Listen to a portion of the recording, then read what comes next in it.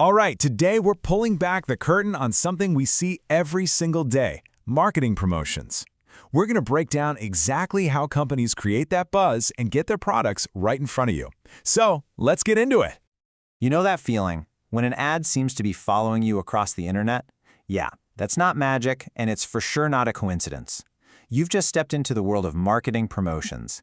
It's this super carefully planned process designed to connect a product with you, the customer. And trust me, it is happening all around us all the time. Okay, so here's our game plan for the next few minutes. We're going to cover the marketing game plan, why strategy comes before spending, how to choose your tools, why timing is everything, how to measure what matters, and finally, playing by the rules. Think of it as a complete playbook from start to finish. All right, first things first. When you boil it all down, marketing promotion is really about answering one huge question. Let's say you've got a fantastic product. So what? How do you get the right people to even know it exists?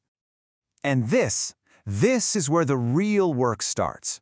We're talking way before a single dollar gets spent on an ad. See, a great promotion isn't just about shouting the loudest. It's all about having a really smart strategic blueprint in place first. So to build that blueprint, marketers have to ask themselves four, critical questions.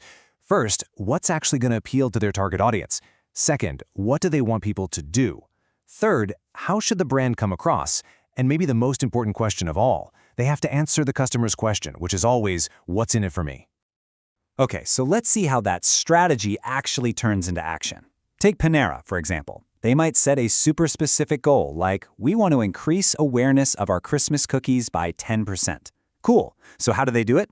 They pick their tactics, targeted push ads on their app, and some social media posts. You see how every single piece of that plan is designed to work together to hit that one specific number?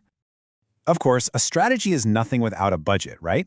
But here's the thing, not all budgeting methods are created equal. You've got the affordable method, which is basically just spending whatever's left over. That's not exactly a mindset for growth. Then there's competitive parity, which is just copying what your competitor spends. I mean, that's great for keeping up, but it's never going to help you get ahead. They're common places to start, for sure, but they're often not the best way to go. All right, so you've got your strategy, you've got your budget. Now it's time to pick your tools. And marketers have a whole toolbox to choose from. But really, most of the time, the choice boils down to one of two things. Do you want to reach a massive audience all at once, or do you want to have a more personal, one-on-one kind of conversation? So let's break down the two big ones. On one side, you've got advertising. Think of a Super Bowl commercial or a giant billboard in Times Square. It's all about reaching as many people as possible. Then, on the other side, you have personal selling. This is that direct, one-on-one conversation that's all about building a real relationship and figuring out how to solve a specific customer's problem. I mean, think about it. You're not going to sell a really complex vacation timeshare with just a billboard, are you? No way.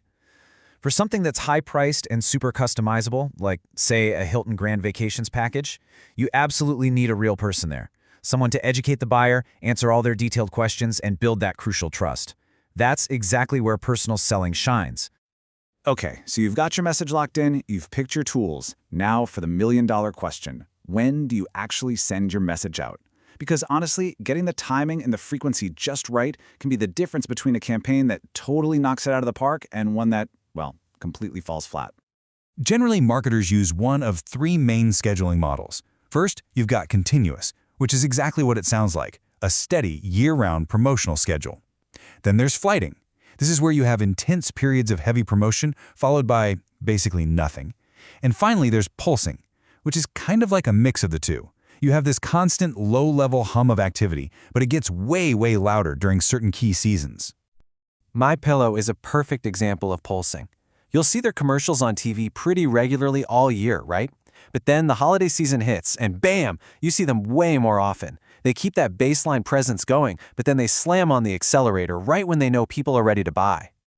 So, the campaign is finally out in the wild. But how do you know if it's even working? This is where measurement comes in. You can think of it like the campaign's report card. It's what tells you what went right, what went wrong, and, importantly, where all that money actually went. To do that, marketers track a ton of data using what are called key performance indicators, or KPIs for short. They're looking at things like return on investment, cost per lead, conversion rate, engagement, all that good stuff. These numbers are what give them a really clear picture of how healthy the campaign is. Let's just take one of those key metrics, return on ad spend, or ROAS. So a 5-to-1 ratio, like you see here, is actually pretty simple to get your head around.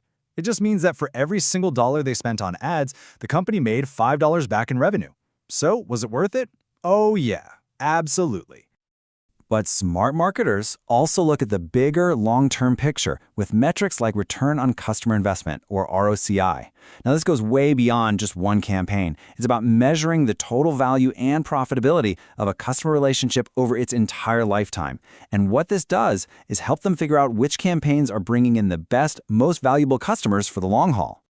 And that brings us to our final and maybe most important section, playing by the rules. Because look, an effective campaign also has to be an ethical and socially responsible one. At the end of the day, trust is the ultimate currency.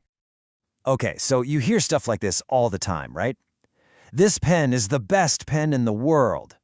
This is a classic example of what marketers call puffery. It's just a big, over-the-top exaggeration that, let's be honest, nobody takes literally. But you have to be careful, because there is a very clear line here. Saying your product is awesome or fabulous, that's puffery. But saying it's 10 times stronger than the other guys, well, that's a very specific claim. And if you can't back that claim up with some real third-party proof, you've just crossed the line from harmless puffery straight into deception. And you know, the best brands out there, they get that building trust is about more than just being honest. It's also about being socially responsible. I mean, look at Subaru's Share the Love event. It is a total masterclass in this. They align their brand with charities their customers genuinely care about, like the ASPCA and Meals on Wheels. And by doing that, they're not just selling cars anymore. They're building a real community and earning a reputation for actually doing some good in the world. So there you have it, the complete playbook, the strategy, the tools, the timing, the measurement, and the rules behind it all. So next time an ad pops up that seems to read your mind, you'll know there's a whole lot more going on behind the scenes. And it leaves me with one question for you. Now that you know the plays, how many of them can you spot out there in the wild?